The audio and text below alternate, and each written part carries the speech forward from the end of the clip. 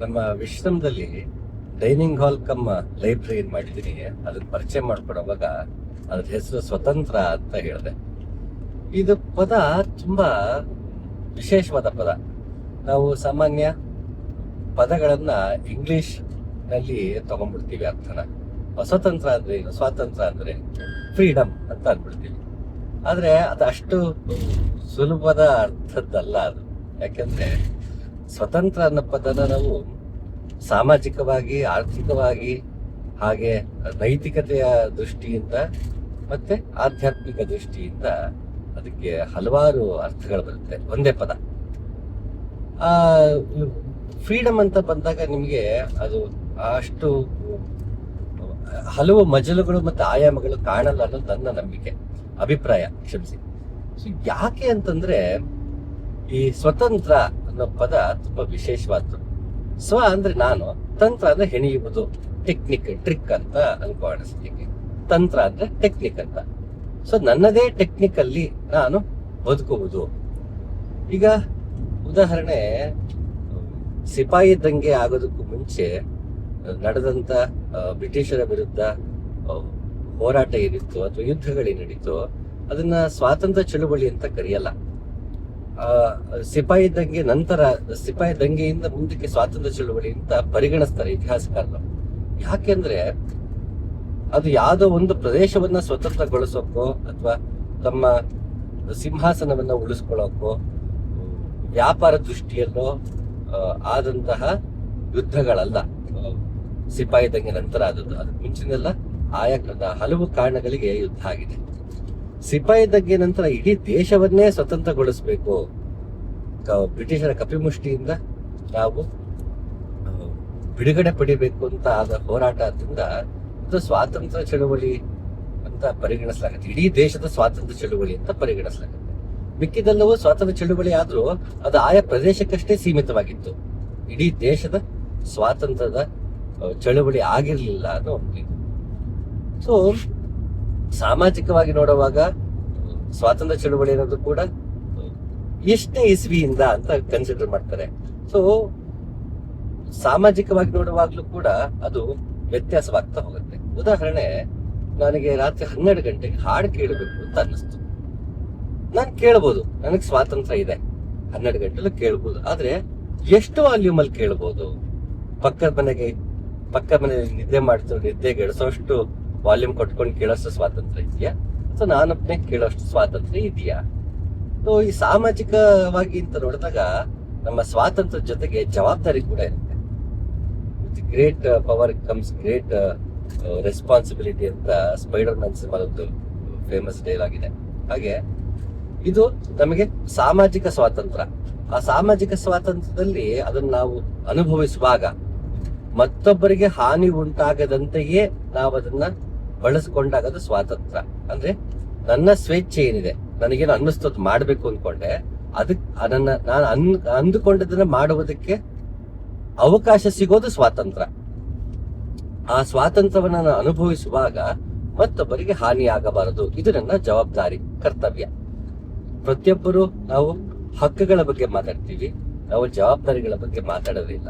ನನಗೆ ಮಾತಾಡೋದಕ್ಕೆ ಹಕ್ಕಿದೆ, ನನ್ನ ಫ್ರೀಡಮ್ ಆಫ್ ಸ್ಪೀಚ್ ಇದೆ. ಸರಿ, ಆ ಫ್ರೀಡಮ್ ಆಫ್ ಸ್ಪೀಚ್ ನ ನಾನು ಹೇಗ್ ಬಳಸ್ಕೊತಾ ಇದ್ದೀನಿ, ಅಲ್ಲಿ ನಮಗೆ ಜವಾಬ್ದಾರಿ ಕೂಡ ಬರುತ್ತೆ. ನಾವು ಹಕ್ಕುಗಳ ಬಗ್ಗೆ ಮಾತಾಡದೆ ಆಗ್ಬಿಟ್ಟಿದೆ, ಅದ್ರ ಸಂಬಂಧಪಟ್ಟ ಹಕ್ಕಿನ ಜೊತೆಗಿರುವ ಜವಾಬ್ದಾರಿ ನಮ್ಗೆ ಗೊತ್ತಾಗದೇ ಇಲ್ಲ. ಹಾಗೆ ಇಂತಹ ಒಂದು ಸ್ವಾತಂತ್ರ್ಯ ಸಾಮಾಜಿಕವಾಗಿ ಹಲವು ರೀತಿಯಲ್ಲಿ ಆಗ್ತಾ ಹೋಗುತ್ತೆ. ಅದನ್ನ ನಾವು ಮ್ಯಾನಿಪುಲೇಟ್ ಕೂಡ ಮಾಡಬಹುದು. ಅದಕ್ಕೆ ಎಡಪಂಥ ಬಲಪಂಥಗಳನ್ನ ಬಳಸೋದು. ಒಂದ್ ಕಾಲದಲ್ಲಿ ಸಾಹಿತಿಗಳನ್ನ ಬಳಸ್ಕೊಂಡು ಸಾಹಿತ್ಯ ಓದುಗರಲ್ಲಿ, ಜನರಲ್ಲಿ ಓದುವುದು ಪ್ರಭಾವ ಬೀರುತ್ತೆ ಅಂತ ಗೊತ್ತಾದಾಗ ಅದರಲ್ಲೂ ರಾಜಕೀಯ ನುಗ್ಗಿ ಎಡಪಂಥ ಬಲಪಂಥದ ಧೋರಣೆಗಳಲ್ಲಿ ಪುಸ್ತಕ ರಚನೆಗಳು ಕೂಡ ಆಗೋದಕ್ಕೆ ಶುರು ಆಗೋಯ್ತು. ಹಾಗೆ ಅದು ಮುಂದೆ ಅದು ಹೋಗ್ತಾ ಹೋಗ್ತಾ ಓದುಗರು ಕಡಿಮೆ ಆಗ್ತಾ ಹೋದ್ರು. ಸಿನಿಮಾಗಳು ನೋಡೋದಕ್ಕೆ ಜಾಸ್ತಿ ಆಯ್ತು ತಕ್ಷಣ ಅಲ್ಲೂ ಮತ್ತೆ ರಾಜಕೀಯ ನುಗ್ಗಿ ಅಲ್ಲೂ ಮತ್ತೆ ಎಡಪಂಥೀಯ ಬಲಪಂಥೀಯ ಸಿನಿಮಾಗಳು ಅಂತ ಆಯ್ತು. ತದನಂತರ ನಮಗೆ ಈಗ ಇನ್ಫ್ಲೂಯೆನ್ಸರ್ಸ್ ಕಾಲ. ಸೊ ಇನ್ಫ್ಲೂಯೆನ್ಸರ್ಸ್ ಇದ್ರೆ ಅಂದ ತಕ್ಷಣ ಅಲ್ಲೂ ಕೂಡ ಫೇಸ್ಬುಕ್, ಇನ್ಸ್ಟಾಗ್ರಾಮು, ಯೂಟ್ಯೂಬ್ ಅನ್ಕೊಂಡು ಅಲ್ಲೂ ಎಡಪಂಥೀಯ ಬಲಪಂಥೀಯ ಧೋರಣೆಗಳು ಬರ್ತಾ ಹೋಯ್ತು. ಅವರಲ್ಲೂ ಕಡಿಮೆ ಆಗ್ತಿದೆ ಆ ಪ್ರಭಾವ ಅಂತಂತ ಸ್ಟ್ಯಾಂಡ್ ಅಪ್ ಕಾಮಿಡಿನಲ್ಲೂ ತುಂಬಾ ಜನ ನೋಡ್ತಾರೆ ಸ್ಟ್ಯಾಂಡ್ ಅಪ್ ಕಾಮಿಡಿನ. ಸೊ ನಾವು ಇಲ್ಲೂ ಕೂಡ ಬರ್ಬೋದಲ್ಲ ಅಂತ ಎಡಪಂಥ ಬಲಪಂಥ ಅಲ್ಲೂ ಬಂದು ಎಡಪಂಥೀಯ ಜೋಕ್ಸು ಬಲಪಂಥೀಯ ಜೋಕ್ಸು ಅಂತ ಅಥವಾ ಜೋಕ್ ಹೆಸರಲ್ಲಿ ತಮ್ಮದೇ ಒಂದಷ್ಟು ಅಜೆಂಡಾಗಳನ್ನ ತೋರ್ಸೋದಕ್ಕೆ ಹೋಗ್ತಾರೆ. ಯಾಕೆಂದ್ರೆ ನನ್ನ ಸ್ವತಂತ್ರವನ್ನ ಕಿತ್ಕೊಳ್ಳೋದಕ್ಕೆ.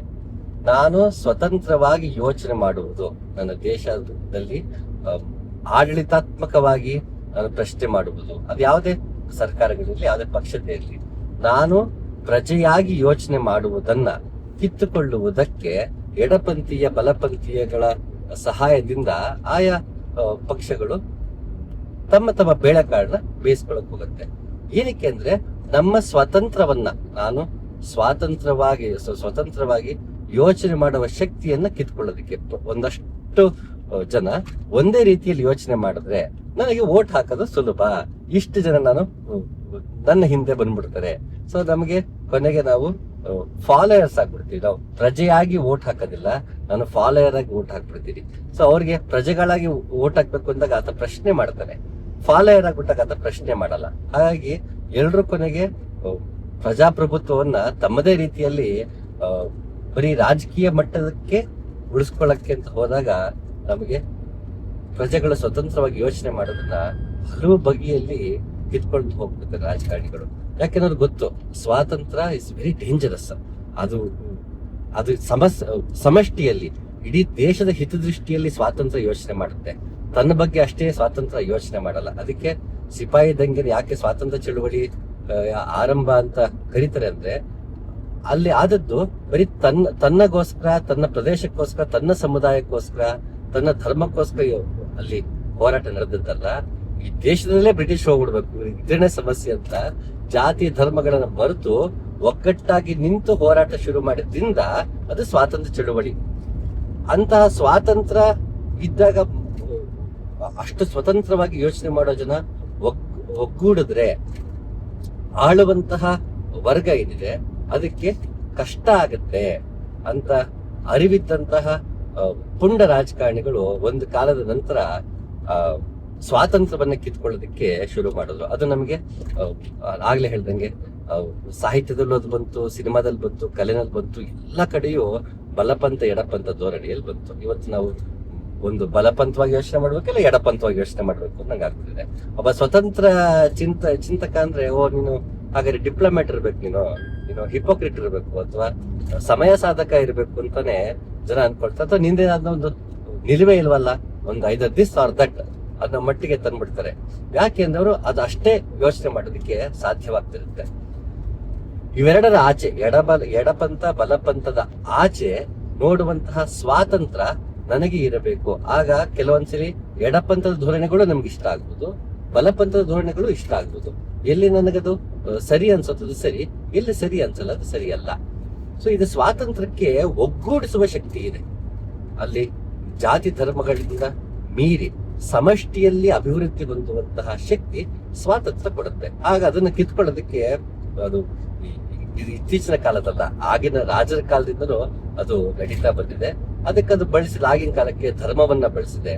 ನಾವು ನೋಡಿದಾಗೆ ಕವಿಗಳಿಗೆ ರಾಜಾಶ್ರಯವನ್ನ ಕೊಟ್ಟು ಧರ್ಮ ಗ್ರಂಥಗಳನ್ನ ರಚಿಸುವಾಗ ಅದರಲ್ಲಿ ನಾಯಕ ಏನಿರುತ್ತೆ ಅದನ್ನ ಆ ರಾಜನಿಗೆ ಹೋಲಿಸಿ ಆಗಿನ ಮಹಾಕಾವ್ಯಗಳು ರಚನೆ ಆಗ್ಬೋದು ಎಷ್ಟೊಂದು.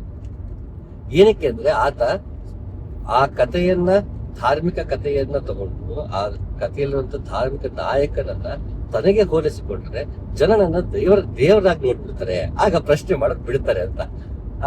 ಹಾಗಾಗಿ ನಿಮಗೆ ತುಂಬಾ ವರ್ಷಗಳ, ಶತಮಾನಗಳ ನಂತರ ನಮಗೆ ಯಾವುದೇ ರಾಜಾಶ್ರಯವಿಲ್ಲದೆ ಒಂದು ಸ್ವತಂತ್ರ ಕೃತಿ ಅಂತ ರಚನೆ ಆಯ್ತು ಅಂತಂದ್ರೆ ಬಹುಶಃ ಅದು ವಚನಕಾರರಿಂದ ಅದು ಸಾಧ್ಯ ಆಯ್ತು, ಮತ್ತೆ ಕುಮಾರವ್ಯಾಸರಿಂದ ಅದು ಸಾಧ್ಯ ಆಯ್ತು. ಆತ ಸ್ವತಂತ್ರ ಸಾಹಿತಿ, ಅವನು ರಾಜಾಶ್ರಯದಲ್ಲಿ ಕುಮಾರವ್ಯಾಸ ಭಾರತ ರಚನೆ ಆದದ್ದಲ್ಲ.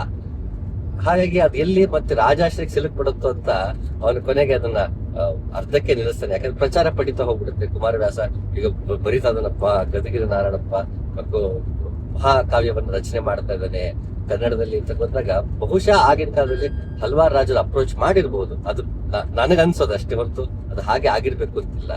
ಆಗ ಇದು ಬಿಟ್ರೆ ನನ್ಗೂ ಮತ್ತೆ ಇನ್ಯಾವುದೋ ರಾಜನ್ ತಂದು ಕೃಷ್ಣನ್ ಜಾಗದಲ್ಲಿ ನನ್ನ ಸೇರಿಸ್ಬಿಡು ಅಂತ ಹೇಳ್ಬಿಟ್ಟು ಎಲ್ಲಿ ಇದು ಮತ್ತೆ ರಾಜಾಶ್ರಯದಲ್ಲಿ ಇದು ರಚನೆ ಆಗ್ಬಿಡುತ್ತೋ ಆಗ ಅವನು ಹೇಳ್ದಾಗೆ ಅವನನ್ನ ವೈಭವೀಕರಿಸೋದು, ಅವನನ್ನ ಕೇಂದ್ರೀಕರಿಸೋದು ಮಾಡಕ್ ಹೋಗಿ ಕೃಷ್ಣನ ಮೇಲೆ ನನಗೆ ಇರುವ ಭಕ್ತಿ, ಕೃಷ್ಣನ ಮೇಲೆ ನನಗಿರುವ ಶ್ರದ್ಧೆ, ಮತ್ತೆ ಕೃಷ್ಣನ ಇಡೀ ಮಹಾಭಾರತವನ್ನ ಕೃಷ್ಣನ ದೃಷ್ಟಿಯಲ್ಲಿ ಹೇಳಬೇಕು ಅನ್ಕೊಂಡ್ರ ನನ್ನ ಪ್ರಯತ್ನಕ್ಕೆ ಎಲ್ಲಿ ಧಕ್ಕೆ ಬರುತ್ತೋ ಅಂತ ಆತ 18 ಪರ್ವಗಳ ರಚನೆ ಮಾಡಲ್ಲ.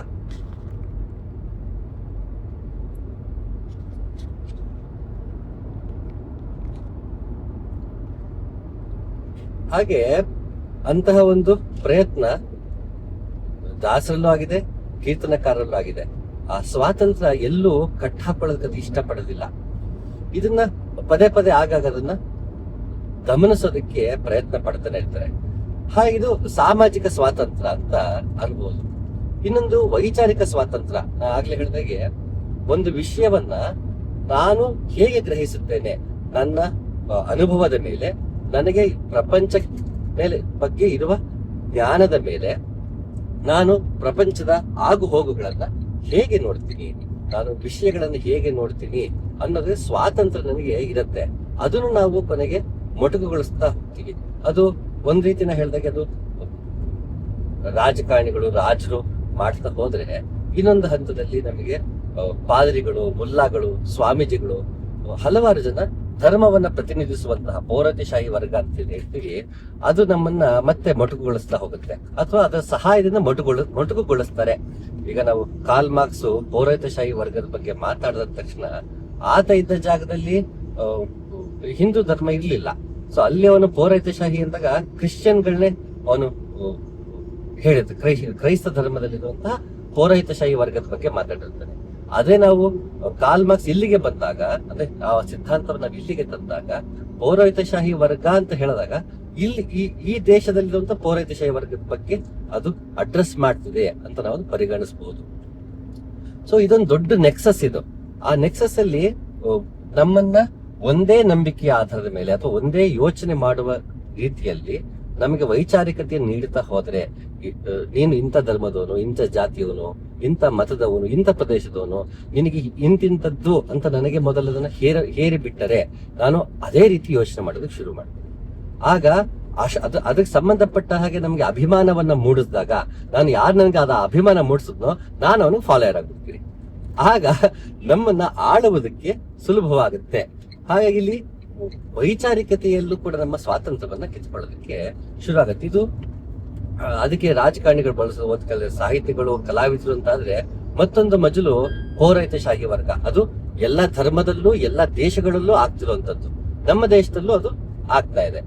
ಎಲ್ಲ ಕಡೆ ಆಗ್ತಿದೆ ಅಂದ ತಕ್ಷಣ ಅದೆಲ್ಲವೂ ಸರಿ ಅಂತನಲ್ಲ, ಎಲ್ಲವೂ ತಪ್ಪು ಅಂತಲ್ಲ. ಅವ್ರು ಹೇಗೆ ಅದನ್ನ ಬಳಸ್ಕೊಳ್ತಾ ಇದಾರೆ ಅಂತ, ನಮ್ಮ ವೈಚಾರಿಕತೆ ಎನ್ನುವ ವೈಚಾರಿಕ ಸ್ವಾತಂತ್ರ್ಯ ಏನಿದೆ ಅದನ್ನ ಹೇಗೆ ಮೊಟಕುಗೊಳಿಸ್ತಾರೆ, ಅದನ್ನ ಹೇಗೆ ತಿರುಚ್ತಾರೆ, ಮ್ಯಾನಿಪುಲೇಟ್ ಮಾಡ್ತಾರೆ ಅನ್ನೋದು. ಇನ್ನು ನಾವು ಅದಕ್ಕೆ ಮತ್ತೊಂದು ನಾವು ನೋಡಿದಾಗ ಸಾಮಾಜಿಕ ಮತ್ತು ವೈಚಾರಿಕವಾಗಿ ನೋಡಿದ್ರೆ, ಮತ್ತೊಂದು ಕೌಟುಂಬಿಕವಾಗಿ ನಮಗೆ ಒಂದಷ್ಟು ಸ್ವಾತಂತ್ರ್ಯವನ್ನ ಕಿತ್ತುಕೊಳ್ಳುವಂತಹ ಪ್ರಯತ್ನ ನಡೀತಾನೆ ಇರುತ್ತೆ. ಮಕ್ಕಳು ಪ್ರಶ್ನೆ ಮಾಡಕ್ ಹೋದಾಗ ಚಿಕ್ಕ ವಯಸ್ಸಲ್ಲಿ ನಾವ್ ಅದನ್ನ ಮೊಟಕುಗೊಳಿಸ್ತಾ ಹೋಗ್ಬೇಕು. ನಿಂಗೇನ್ ಗೊತ್ತಾಗಲ್ಲ, ಸುಮ್ಮನೆ ಅಂತೀವಿ, ನೀನು ಚಿಕ್ಕ ಹುಡುಗ ಅಂತೀವಿ. ಹೀಗೆ ನನ್ನ ಹತ್ರ ಬಹುಶಃ ಉತ್ತರ ಇಲ್ಲ ಅಂತಂದ್ರೆ, ಅದನ್ನ ಒಪ್ಕೊಳ್ಳೋದಕ್ಕೆ ನಾನ್ ರೆಡಿ ಇಲ್ಲ ಅಂತಂದ್ರೆ, ಆಗ ನಿಂಗೇನ್ ಗೊತ್ತಾಗಲ್ಲ, ಸುಮ್ಮನಿರು ಅಂತ ಬಾಯಿ ಮುಚ್ಚಿಸ್ಬಿಡ್ತೀವಿ. ಪ್ರಶ್ನೆ ಮಾಡುವುದು ಅಂದ್ರೆ ಎಲ್ಲರಿಗೂ ಸಮಾಜದಲ್ಲಿ ಮನುಷ್ಯನಿಗೆ ಪ್ರಶ್ನೆ ಮಾಡುವುದು ಅಂದ್ರೆ ಕಿರಿಕಿರಿ. ಯಾಕಂದ್ರೆ ಎಲ್ಲದಕ್ಕೂ ಆತನ ಹತ್ರ ಉತ್ತರ ಇರಲ್ಲ. ಒಂದು, ಇನ್ನೊಂದು, ಆ ಪ್ರಶ್ನೆಗೆ ಆ ಉತ್ತರ ಹೇಳಿದರೆ ತನಗಿರುವಂತಹ ಅಧಿಕಾರವನ್ನ ಕಳೆದುಕೊಳ್ಳಬೇಕಾಗಬಹುದು. ಆ ಸಾಧ್ಯತೆಯೂ ಇರುವುದರಿಂದ, ಆ ಭಯದಿಂದ ಪ್ರಶ್ನೆಯನ್ನ ಕೇಳುವಂತಹ ಶಕ್ತಿಯನ್ನ ಮನೆಯಲ್ಲಿ ಕಿತ್ಕೊಳ್ಳಾಗತ್ತೆ. ಇದು ಪೇರೆಂಟಿಂಗ್ ಅಲ್ಲಿ ಆಗುವಂತ, ಹೆಚ್ಚಾಗಿ ಪೇರೆಂಟಿಂಗ್ ಅಲ್ಲಿ ಕಾಣುವಂತ ಸಮಸ್ಯೆ. ಯಾಕೆ ನಾವು ಪಾಲನೆ ಕಡೆ ಗಮನ ಕೊಡ್ತೀವಿ, ಪೋಷಣೆ ಕಡೆ ಗಮನ ಕೊಡಲ್ಲ. ನಮ್ಗೆ ಪೇರೆಂಟಿಂಗ್ ಗೊತ್ತು, ನರ್ಚರಿಂಗ್ ಗೊತ್ತಿಲ್ಲ. ಪೇರೆಂಟಿಂಗ್ ಅಂತ ಬಂದ ನಮ್ಗೆ ಒಂದು ಹಂಗ ಸಿಗತ್ತೆ, ಋಣ ಸಿಗತ್ತೆ, ಋಣವನ್ನ ಕಲ್ಪಿಸ್ಬೋದು. ನಾನ್ ನಿಮ್ಗೋಸ್ಕರ ಇಷ್ಟೆಲ್ಲ ಕಷ್ಟಪಟ್ಟಿದ್ದೀನಿ, ನಾನ್ ನಿಮ್ಗೆ ಕಷ್ಟಪಟ್ಟು ಓದಿಸಿದೀನಿ, ಮತ್ತೊಂದು ಮಾಡಿದೀನಿ ಅಂತ ನಾವು ಹಂಗನ್ನ ನಾವು ಮೂಡ್ಸೋದಕ್ಕೆ ಸಾಧ್ಯ. ಯಾಕದಾಗತ್ತೆ, ನನ್ನ ಸರ್ವೈವಲ್ಗೆ ಮುಂದೆ ನನಗ್ ವಯಸ್ಸಾದಾಗ, ನನಗ್ ದುಡಿಯಕ್ಕಾಗಿಲ್ಲ ಅಂದಾಗ ಅವ್ರನ್ನ ನೋಡ್ಕೊಳ್ಳಿ. ಒಂದು ಭಾವನಾತ್ಮಕವಾಗಿ ಹೇಗಿದ್ರು ಆಗಬೇಕಾದದ್ದು. ತಂದೆ ತಾಯಿ ಋಣ ಹೇಗೆ ತೀರ್ಸಕ್ಕಾಗಲ್ಲ. ಮಕ್ಕಳವ್ರನ್ನ ತಂದೆ ತಾಯಿ ಎಷ್ಟು ನಿಸ್ವಾರ್ಥದಿಂದ ಪ್ರೀತಿ ಮಾಡೋರು ನಾವು ಅಷ್ಟು ನಿಸ್ವಾರ್ಥ ಪ್ರೀತಿ ಮಾಡಬೇಕು. ಈ ಧರ್ಮಾಧಾರಿತವಾಗಿ ಭಾವನಾತ್ಮಕವಾಗಿ ಗಟ್ಟಿಗೊಳ್ಳದೆ ಇದ್ದಾಗ ಒಂದು ಕುಟುಂಬದಲ್ಲಿ ಹಂಗು ಮತ್ತೆ ಋಣಗಳನ್ನ ಹೇರಲ್ಪಡ್ಲಾಗ್ತಾ ಹೋಗುತ್ತೆ. ಅದು ಬರೀ ತಂದೆ ತಾಯಿ ಮಕ್ಕಳು, ಅಣ್ಣ ತಮ್ಮ ತಂಗಿ ಅಕ್ಕ ಇದ್ರಗದಷ್ಟೇ ಅಲ್ಲದೆ ನಾವು ಒಂದಷ್ಟು ಪಾಲಿಸುತ್ತಿರುವ ನಂಬಿಕೆಗಳು ಆಚರಣೆಗಳು ಕುರಿತು ಕೂಡ ಅದು ಶುರು ಆಗ್ತಾ ಹೋಗುತ್ತೆ. ನಾನೇನು ನಂಬಿದೀನಿ ಅದು ನೀನು ನಂಬಬೇಕು, ನಾನೇನು ಆಚರಿಸ್ತಿದ್ದೀನಿ ಅದು ನೀನು ಆಚರಿಸ್ಬೇಕು. ಯಾಕೆ ಕೇಳಿದ್ರೆ ಇದು ಉದ್ದಟತನ. ಯಾಕೆ ಸ್ವತಂತ್ರವಾಗಿ ಯೋಚನೆ ಮಾಡುವಾಗ ಎಲ್ಲವನ್ನು ಪ್ರಶ್ನೆ ಮಾಡುವಂತ ಗುಣ ಬಂದ್ಬಿಡುತ್ತೆ. ಅದನ್ನ ತಿರಸ್ಕರಿಸುವುದಲ್ಲ, ಪ್ರಶ್ನೆ ಮಾಡುವುದು. ಯಾಕೆ ಇದನ್ನ ಮಾಡ್ತೀವಿ, ಇದು ಕಾರಣ ಏನು, ಕಾರಣ ತಿಳಿಬೇಕು ಅಂತ ಕೆಲವರಿಗೆ ಬಯಕೆ ಆಗತ್ತೆ. ಇದನ್ನ ಯಾಕೆ ಮಾಡ್ತೀವಿ ಅಂತ ಕೇಳಿದ್ರೆ ಅದನ್ನ ವಿರೋಧಿಸ್ತಿದೀವಿ ಅಂತಲ್ಲ, ಅದನ್ನ ನಾವು ತಪ್ಪು ಅಂತಿದೀವಿ ಅಂತಲ್ಲ. ಕೆಲವರಿಗೆ ಮುಗ್ಧತೆಯಿಂದ ಅದು ತಿಳ್ಕೊಳ್ಳೋ ಕುತೂಹಲ ಇರುತ್ತೆ, ಹಾಗಾಗಿ ಪ್ರಶ್ನೆ ಮಾಡ್ತೀವಿ. ಅದು ಸ್ವಾತಂತ್ರ್ಯದ ಗುಣ. ಪ್ರಶ್ನೆ ಮಾಡುವುದು ಸ್ವಾತಂತ್ರ್ಯದ ಗುಣ. ಯಾವಾಗ ನಮ್ಮಲ್ಲಿ ಉತ್ತರ ಇರಲ್ಲ, ಆ ಪ್ರಶ್ನೆ ಕೇಳೋದನ್ನ ಮೋಟರ್ ಮಾಡಕ್ ಹೋಗ್ತೀವಿ. ನಾ ಹೇಳಿದನ್ ಕೇಳ್ಬೇಕಷ್ಟೇ, ನಮ್ದು ಅಷ್ಟು ಹಳೇದು, ನಾವು ಅವಾಗಿಂದ ಮಾಡ್ಕೊಂಡ್ ಬಂದಿದೀವಿ, ಎಲ್ಲದಕ್ಕೂ ಸೈಂಟಿಫಿಕ್ ರೀಸನ್ ಇದೆ, ಆಸ್ ಇಫ್ ನಾವೇ ಲ್ಯಾಬಲ್ ಟೆಸ್ಟ್ ಮಾಡಿದೀವಿ ಅನ್ನೋ ಹಾಗೆ ಒಂದಷ್ಟದಕ್ಕೆ ನಾವು ಅದನ್ನ ಹೇರುವುದಕ್ಕೆ ಶುರು ಮಾಡ್ತೀವಿ. ಇದು ಏನಕ್ಕೆ ನಾವು ಪೇರೆಂಟಿಂಗ್, ನಾನು ಪಾಸ್ ಆನ್ ಮಾಡ್ತಾ ಹೋಗ್ತಾ ಇದೀನಿ, ನಾನು ಆಸ್ತಿ ಅಂತಸ್ತನ್ನು ಪಾಸ್ ಆನ್ ಮಾಡ್ತೀನಿ, ನನ್ನ ಬಳುವಳಿಗಳು ಸಾಲಗಳನ್ನು ಪಾಸ್ ಆನ್ ಮಾಡ್ತೀನಿ, ಜೊತೆಗೆ ನಂಬಿಕೆಗಳನ್ನು ಪಾಸ್ ಆನ್ ಮಾಡೋದಕ್ಕೆ ನಾನು ಹೋಗ್ತೀನಿ. ಯಾಕೆಂದ್ರೆ ಮನುಷ್ಯರ ನಾಲೆಡ್ಜ್ ಟ್ರಾನ್ಸ್ಫರ್ ಅಲ್ಲಿ. ಈಗ ಹಕ್ಕಿಗಳು ನಾರ್ತ್ ಪೋಲಿನ ಕಡೆ ವಲಸೆ ಬರುತ್ತೆ ಬೇಸಿಗೆನಲ್ಲಿ, ಮತ್ತೆ ಹಿಂಗ್ ಹೋಗುತ್ತೆ ಅಂದ್ರೆ ಅದು ನಾಲೆಡ್ಜ್ ಟ್ರಾನ್ಸ್ಫರ್ ಮಾಡ್ಕೊಂಡ್ ಬಂದಿದೆ. ಮರಿಗಳೆಲ್ಲ ಅದ್ರ ಜೊತೆಗೂ ಬರುತ್ತೆ, ಸೊ ರೂಟ್ ನೋಡ್ಕೊಂಡಿರುತ್ತೆ, ಇದು ಮತ್ತೆ ವಾಪಸ್ ರೂಟ್ ನೋಡ್ಕೊಳ್ಳುತ್ತೆ. ಹೀಗೆ ನಾಲೆಡ್ಜ್ ಟ್ರಾನ್ಸ್ಫರ್ ಆಗ್ತಿರುತ್ತೆ. ನಾವು ಹೇಗೆ ಒಂದು ನಾಯಿ ಮರಿ ನೋಡಿದ್ರೆ ಅದು ತಾಯಿ ಬಾಲ ಆಡಿಸ್ಕೊಂಡು, ಈ ಬೆಕ್ಕು ಹುಲಿ ಚಿರತೆ ಇವೆಲ್ಲ ಅದು ಮಕ್ಕಳಿಗೆ ತೋರಿಸುತ್ತೆ, ಬಾಲ ಎಲ್ಲಿಂಗ್ ಆಡಿಸ್ತಾ ಇರುತ್ತೆ, ಅದು ಮರಿಗಳನ್ನ ಬೇಟೆ ಆಡೋದಂಗೆ ಪ್ರಯತ್ನ ಪಡ್ತಿರುತ್ತೆ. ಸೊ ಅದು ನಾಲೆಡ್ಜ್ ಟ್ರಾನ್ಸ್ಫರ್ ಮಾಡ್ತಿದ್ದೆ, ನೋಡಪ್ಪ ನೀನು ಈ ರೀತಿ ಬೇಟೆ ಆಡಬೇಕು, ಈ ರೀತಿ ನೀರ್ ಹುಡ್ಕೊಂಡು ಹೋಗ್ಬೇಕು, ಇಲ್ಲಿ ನೀರ್ ಸಿಗತ್ತೆ ಅಂತ ನಾಲೆಡ್ಜ್ ನ ಟ್ರಾನ್ಸ್ಫರ್ ಮಾಡ್ತಾ ಇರುತ್ತೆ. ಮುಂದಿನ ಪೀಳಿಗೆ ಬದುಕೋದಕ್ಕೆ ಸಹಾಯವಾಗಲಿ ಅಂತ ತನಗೆ ತಿಳಿದದನ್ನ ಅದು ನೀಡ್ತಾ ಹೋಗುತ್ತೆ. ಅದು ಮನುಷ್ಯ ಕೂಡ ಪ್ರಕೃತಿಯ ಒಂದು ಭಾಗವೇ ಆದ್ರಿಂದ ಅವನು ಕೂಡ ತನಗೆ ಗೊತ್ತಿಲ್ಲದೆ ಅನಿಮಲ್ ಇನ್ಸ್ಟಿಂಕ್ಟ್ ನಲ್ಲಿ ಅವನೇನ್ ಮಾಡ್ತಾನೆ, ಪಾಸ್ ಆನ್ ಮಾಡುವಂತ ಗುಣವನ್ನ ಕಲ್ತ್ಕೊಂಡ್ಬಂದಿದ್ದಾನೆ, ನಾಲೆಡ್ಜ್ ಟ್ರಾನ್ಸ್ಫರ್ ನ ಕಲ್ತ್ಕೊಂಡ್ಬಂದಿದ್ದಾನೆ. ಸೊ ಮನುಷ್ಯ ಎವಾಲ್ವ್ ಆಗ್ತಾ ಸಾಮಾಜಿಕವಾಗಿ ವೈಚಾರಿಕವಾಗಿ ಹಲವು ಬಗೆಯಲ್ಲಿ, ಆರ್ಥಿಕವಾಗಿ ಹಲವು ಮಜಲುಗಳಲ್ಲಿ ಮನುಷ್ಯ ಎವಾಲ್ವ್ ಆಗ್ತಾ ಬಂದ್ರಿಂದ ಅವನ್ ಎಲ್ಲವನ್ನೂ ಪಾಸ್ ಆನ್ ಮಾಡಕ್ ಹೋಗ್ತಾನೆ. ಪ್ರಾಣಿಗಳ ಹಾಗೆ ಸರ್ವೈವಲ್ ಅನ್ನೋದು ಇತಿಮಿತಿಯಲ್ಲಿ ನಮ್ಗೆ ಉಳಿದಿಲ್ಲ.